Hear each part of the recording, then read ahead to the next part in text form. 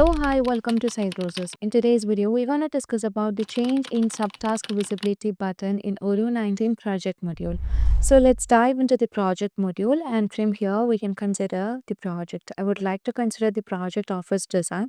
So as you just move on to the office design, you can find the subtask with different states such as new, in progress, then, and all. And you can also find the number of subtask in each of the stage. Now here you can find that we have the option to show subtask and talk menu.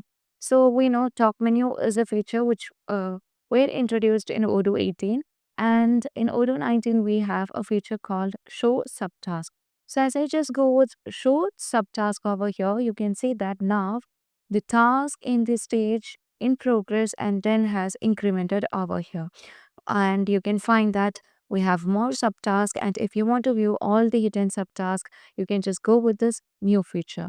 Now you can see that as we just enable the top menu, you would be able to find all the task, milestone, planning, and everything. So when you just disable this, that top menu will be hidden from there, and if you want to just make it visible, you can just go with it. And if you want to add any other features like task, milestone, timesheet, or any of the features that have listed in the menu, and if you want to make it visible, you can just easily add all those from the top menu.